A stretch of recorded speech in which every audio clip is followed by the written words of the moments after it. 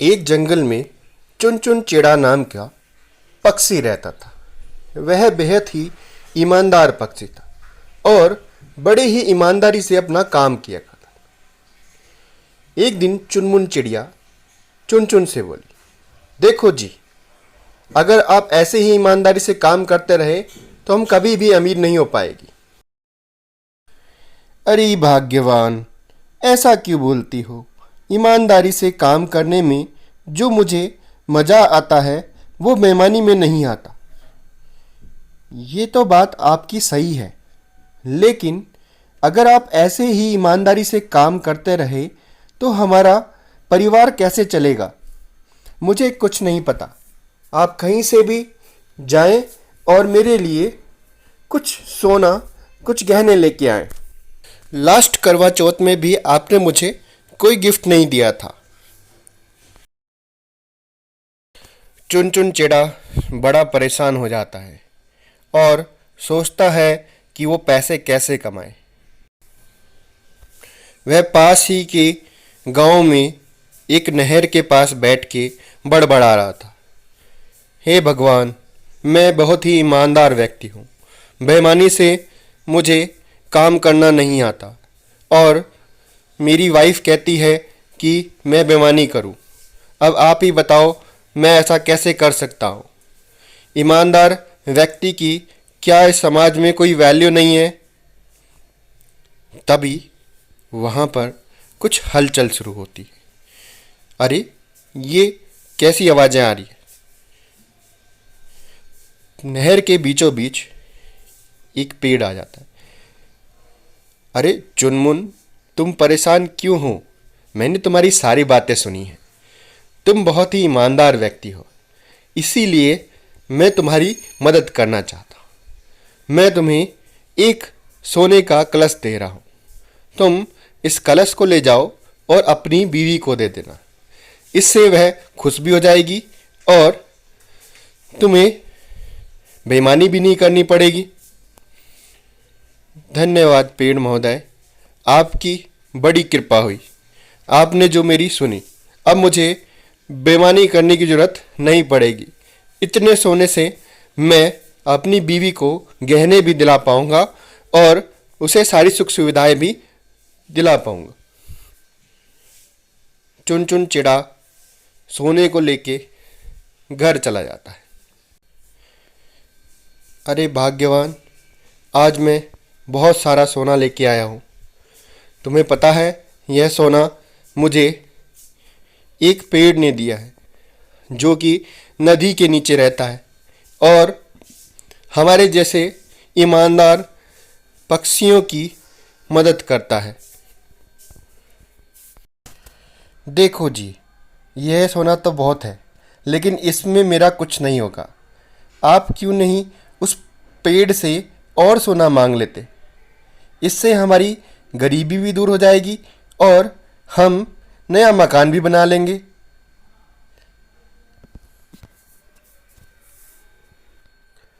चुन चुन चिड़ा फिर से पेड़ के पास जाता है और सोचता है, अब मैं क्या बोलूं उसे।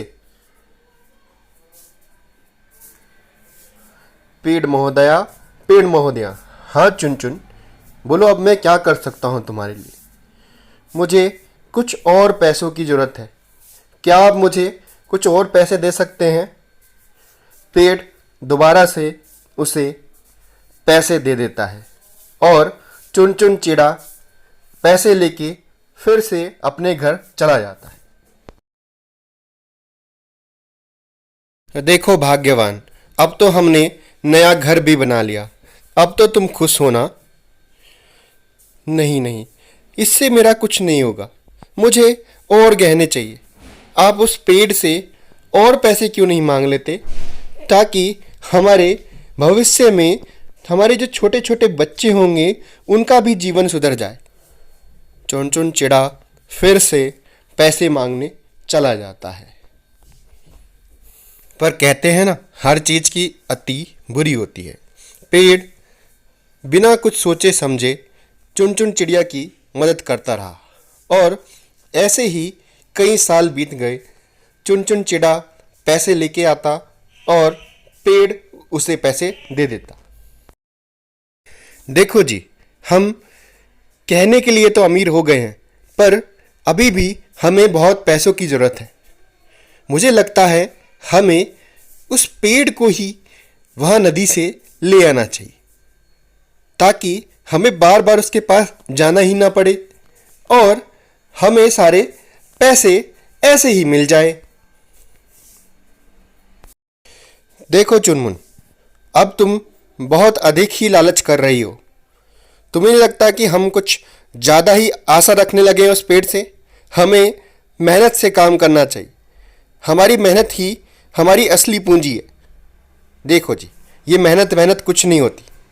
अब जब आपको सोने की चिड़िया मिली हुई है, आप उसको अपने साथ क्यों नहीं ले आते? चुन चिड़ा बड़े ही उदास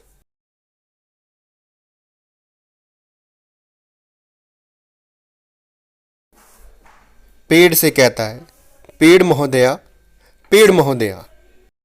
चुन चिड़ा की आवाज़ सुनकर पेड़ बाहर आता है और कहता है, क्या हुआ चुन? बड़े परेशान नज़र आ रहे हो। कोई बात है क्या? कोई बात है तो मुझे बता सकते हो। क्या बताऊं पेड़ भाई, मैं अपनी पत्नी की इस आदत से बहुत परेशान हो गया हूँ। उसका लालच दिन प्रतिदिन बढ़ता जा रहा है। तुम ही इसका कोई उपाय बताओ। इसका उपाय तो है, पर फिर मुझे मत कहना कि तुमने क्या कर दिया। तुम अपने घर जाओ और फिर तुम्हें रिजल्ट अपने आप मिल जाएगा। चुन वहाँ से उड़ता हुआ अपने घर वापस चला जाता है। अरे चुनमुन, तुम रो क्यों रही हो? और हमारे घर कहाँ गए? हमारा घर तो बहुत बड़ा हो गया था ना। अरे क्या हुआ? मुझे नहीं पता जी, हमारा सारा घर अचानक से गायब हो गया। यह सब कहाँ चला गया? तभी वहाँ पेड़ की आवाज़ आती है। यह तुम्हारे लालच का ही परिणाम है, जो आज तुम्हारे पास तुम्हारा पुराना घर भी नहीं है। अब मैं इसमें कुछ नहीं कर सकता। तुम्हारे लालच की वजह से तुम्हारे पास जो भी आया था तुमने सब खो दिया। चुन चिड़िया पेड़ से माफ़ी मांगती है और कहती है, मुझे माफ़ कर दीजिए, मैं आगे से ऐसा कुछ नहीं करूँगी। पेड़ उन पर दया खाकर उनका पुराना घर उन्हें वापस कर देता है और समझाता है कि हमें कभी भी किसी चीज़ की अति नहीं करनी चाहिए। इसके बाद चुनमुन चिड़िया सुधर जाती है और दोनों खुशी खुशी अपना जीवन यापन करने लगते हैं। सो दोस्तों, उम्मीद करता हूँ कहानी आपको पसंद आई होगी। अगर वीडियो पसंद आई तो प्लीज़ लाइक शेयर सब्सक्राइब करना मत भूलिएगा और वीडियो को ज़रूर शेयर करिएगा, क्योंकि आपके सपोर्ट की मुझे बहुत नीड है। Thanks for watching video.